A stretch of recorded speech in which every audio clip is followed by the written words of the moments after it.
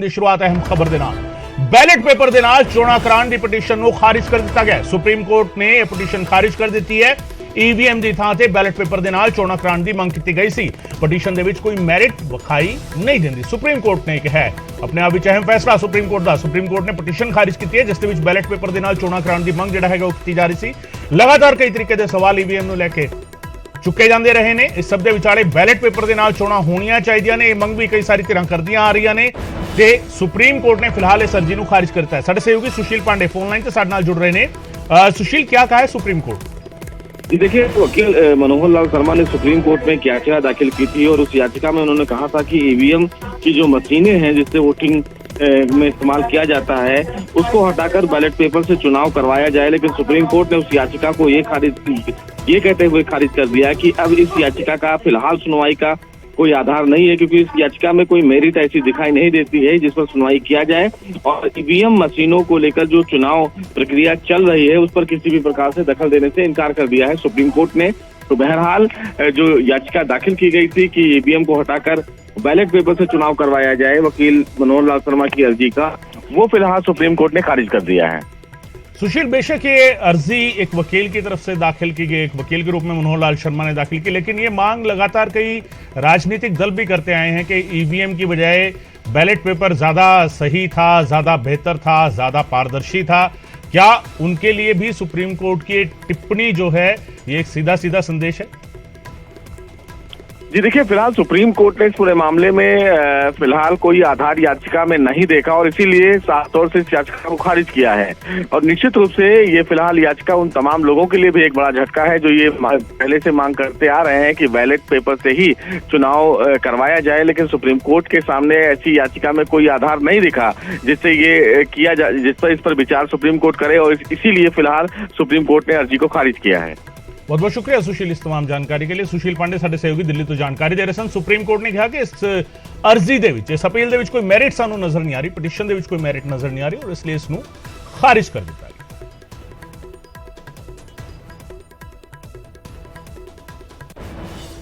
उधर नाभा दे विच पीआरटीसी बस ते फॉर्च्यूनर दे विचाले टक्कर हुई है। 500 रोड ते यह हादसा वापरिया। हादसे दे विच फॉर्च्यूनर चालक गंभीर जख्मी होया।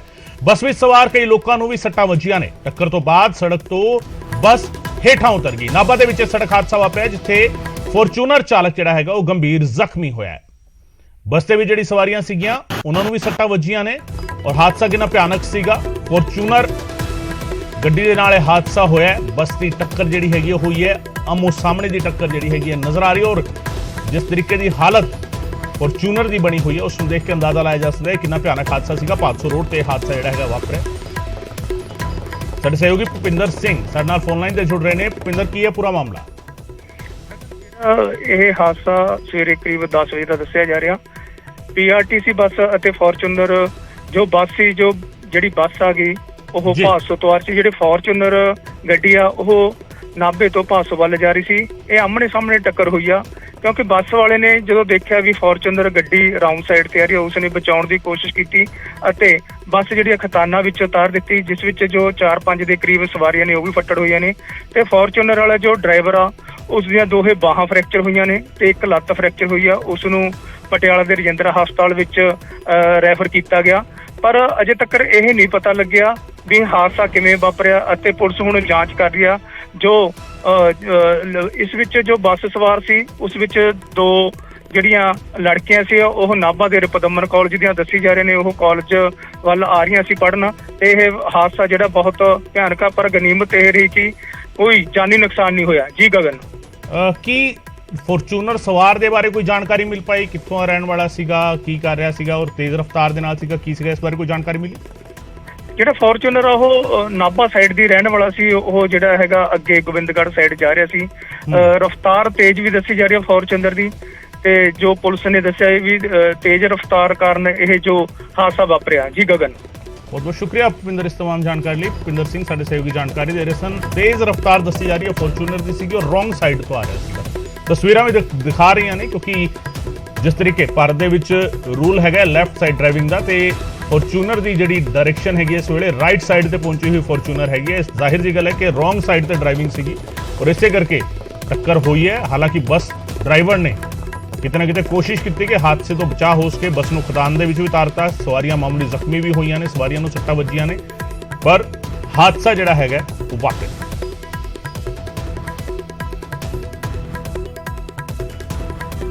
ਅੰਮ੍ਰਿਤਸਰ ਦੇ ਵਿੱਚ ਪੈਟਰੋਲ ਮਾਲਕ ਦੇ ਕਤਲ ਦੇ ਮਾਮਲੇ ਦੇ ਨਾਲ ਜੁੜੀ ਸੀਸੀਟੀਵੀ ਫੁਟੇਜ ਸਾਹਮਣੇ ਆਈ ਹੈ। ਸੀਸੀਟੀਵੀ ਦੇ ਵਿੱਚ ਪੂਰੀ ਵਾਰਦਾਤ ਕੈਦ ਹੋਈ ਹੈ। ਕਾਰ 'ਚੋਂ ਥੱਲੇ ਉਤਰ ਕੇ ਦੋ ਨੌਜਵਾਨਾਂ ਨੇ ਗੋਲੀਆਂ ਚਲਾਈਆਂ ਤੇ ਵਾਰਦਾਤ ਤੋਂ ਬਾਅਦ ਕਾਰ ਵਿੱਚ ਬਹਿ ਕੇ ਫਰਾਰ ਹੋ ਗਏ। ਹੋਲੀ ਸਿਟੀ ਦੇ ਵਿੱਚ 83 ਸਾਲਾ ਮੋਹਨ ਸਿੰਘ ਦਾ ਗੋਲੀ ਮਾਰ ਕੇ ਕਤਲ ਕੀਤਾ ਗਿਆ ਸੀ। 10 ਅਗਸਤ ਦੀ ਰਾਤ ਵਾਰਦਾਤ ਨੂੰ ਉਸ ਵੇਲੇ ਅੰਜਾਮ ਦਿੱਤਾ ਗਿਆ ਸੀ ਜਦੋਂ ਮ੍ਰਿਤਕ ਮੋਹਨ ਸਿੰਘ ਪੈਟਰੋਲ ਪੰਪ ਤੋਂ ਕੈਸ਼ ਲੈ ਕੇ ਘਰ ਪਰਤ ਰਹੇ ਸਨ। ਦੱਸਦੀਏ ਕਿ ਹੌਲੀ ਜਿਹੜਾ ਪੂਰੇ ਦਾ ਪੂਰਾ ਮਾਮਲਾ ਹੈਗਾ, ਹੌਲੀ ਸਿਟੀ ਅੰਮ੍ਰਿਤਸਰ ਦਾ ਇਹ ਮਾਮਲਾ ਹੈਗਾ। ਸਭ ਤੋਂ ਪੌਸ਼ ਇਲਾਕਾ ਇਸ ਨੂੰ ਕਿਹਾ ਜਾਂਦਾ ਹੈ, ਜਿੱਥੇ ਕਈ ਰਸੂਖਦਾਰਾਂ ਦਾ ਵੀ ਘਰ ਹੈ।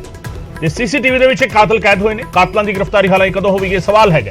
ਦੋ ਤਸਵੀਰਾਂ ਤੁਹਾਨੂੰ ਦਿਖਾ ਰਹੇ, ਇੱਕ ਸੀਸੀਟੀਵੀ ਫੁਟੇਜ ਹੈਗੀ ਹੈ ਕਿਸ ਤਰੀਕੇ ਕਾਰ 'ਚ ਉਤਰ ਕੇ ਗੋਲੀਆਂ ਮਾਰਦੇ ਨੇ ਔਰ ਉਸ ਤੋਂ ਬਾਅਦ ਫਰਾਰ ਹੋ ਜਾਂਦੇ ਨੇ ਕਾਤਲ।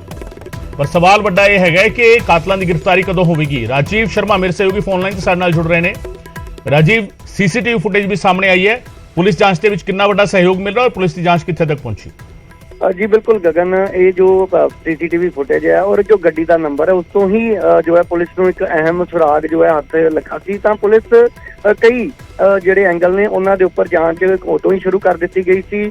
ਔਰ ਕੱਲ ਜੋ ਤੁਸੀਂ ਜ਼ਿਕਰ ਕੀਤਾ ਕਿ ਜਿਸ ਇਲਾਕੇ ਦੇ ਵਿੱਚ ਇਹ ਕਤਲ ਹੋਇਆ ਤਾਂ ਉੱਥੇ ਕਾਫੀ ਜਿਹੜੇ ਰਸੂਖਦਾਰ ਲੋਕ ਰਹਿੰਦੇ ਨੇ, ਰਾਜਨੀਤਿਕ ਲੋਕ ਰਹਿੰਦੇ ਨੇ। ਨਵਜੋਤ ਸਿੰਘ ਸਿੱਧੂ ਦੀ ਵੀ ਕੋਠੀ ਉਸੇ ਇਲਾਕੇ ਦੇ ਵਿੱਚ ਹੈ। ਤਾਂ ਪਹਿਲਾਂ ਵੀ ਉੱਥੋਂ ਦੇ ਜਿਹੜੇ ਲੋਕ ਨੇ ਉਹ ਕਈ ਵਾਰ ਪੁਲਿਸ ਨੂੰ ਅਜਿਹੀਆਂ ਸ਼ਿਕਾਇਤਾਂ ਕਰ ਚੁੱਕੇ ਨੇ ਕਿ ਉੱਥੇ ਪੁਲਿਸ ਦੀ ਕੋਈ ਪੈਟਰੋਲਿੰਗ ਜਾਂ ਕੋਈ ਐਸੀ ਪੁਲਿਸ ਚੌਂਕੀ ਜਿਹੜੀ ਸਥਾਪਿਤ ਕਰਨੀ ਚਾਹੀਦੀ ਹੈ। ਤਾਂ ਇਹੀ ਕਾਰਨ ਹੈ ਕਿ ਜਿਸ ਦਿਨ ਕਤਲ ਹੁੰਦਾ ਕੱਲ ਉੱਥੋਂ ਦੇ ਜਿਹੜੇ ਲੋਕ ਨੇ ਉਹਨਾਂ ਵੱਲੋਂ ਪ੍ਰੋਟੈਸਟ ਵੀ ਕੀਤਾ ਗਿਆ ਸੀ ਪ੍ਰਸ਼ਾਸਨ ਦੇ ਖਿਲਾਫ। ਪਰ ਹੁਣ ਸਭ ਤੋਂ ਵੱਡੀ ਚੀਜ਼ ਇਹ ਹੈ ਕਿ ਪੁਲਿਸ ਕਦੋਂ ਇਸ ਬਾਰੇ ਖੁਲਾਸਾ ਕਰਦੀ ਹੈ ਕਿ ਆਖਿਰਕਾਰ ਜਿਹੜੇ ਸੀਸੀਟੀਵੀ ਦੇ ਵਿੱਚ ਵੀ ਦੋ ਨੌਜਵਾਨ ਨਜ਼ਰ ਆ ਰਹੇ ਨੇ, ਕੌਣ ਨੌਜਵਾਨ ਸੀ, ਆਖਿਰਕਾਰ ਕਤਲ ਦੀ ਵਜ੍ਹਾ ਕੀ ਸੀ। ਔਰ ਬਿਲਕੁਲ ਜਦੋਂ ਆਪਣੇ ਘਰ ਪਹੁੰਚ ਜਾਂਦੇ ਨੇ ਔਰ ਘਰ ਪਹੁੰਚਦਿਆਂ ਹੀ ਜਦੋਂ ਘਰ ਦੇ ਅੰਦਰ ਦਾਖਲ ਹੋਣ ਲੱਗਦੇ ਨੇ ਤਾਂ ਉੱਥੇ ਉਹਨਾਂ ਦਾ ਗੋਲੀਆਂ ਮਾਰ ਕੇ ਕਤਲ ਕਰ ਦਿੱਤਾ ਜਾਂਦਾ ਹੈ। ਤਾਂ ਹੁਣ ਇੰਤਜ਼ਾਰ ਹੈ ਕਿ ਪੁਲਿਸ ਕਦੋਂ ਇਸ ਕਤਲ ਮਾਮਲੇ ਦੇ ਵਿੱਚ ਇਸ ਗੁੱਥੀ ਨੂੰ ਸੁਲਝਾ ਕੇ ਵੱਡੇ ਜਿਹੜੇ ਖੁਲਾਸੇ ਨੇ ਉਹ ਕਦੋਂ ਕਰਦੀ ਹੈ। ਜੀ ਚੌਧਰੀ, ਬਹੁਤ ਬਹੁਤ ਸ਼ੁਕਰੀਆ ਰਾਜੀਵ ਇਸ तमाम ਜਾਣਕਾਰੀ ਦੇ ਲਈ। ਰਾਜੀਵ ਸ਼ਰਮਾ ਮੇਰੇ ਸਹਿਯੋਗੀ ਜਾਣਕਾਰੀ ਦੇ ਰਹੇ। ਸੀਸੀਟੀਵੀ ਫੁਟੇਜ ਸਾਹਮਣੇ ਇਹ ਸੁਰਾਗ ਵੱਡਾ ਹੈਗਾ, ਪੁਲਿਸ ਦੇ ਹੱਥ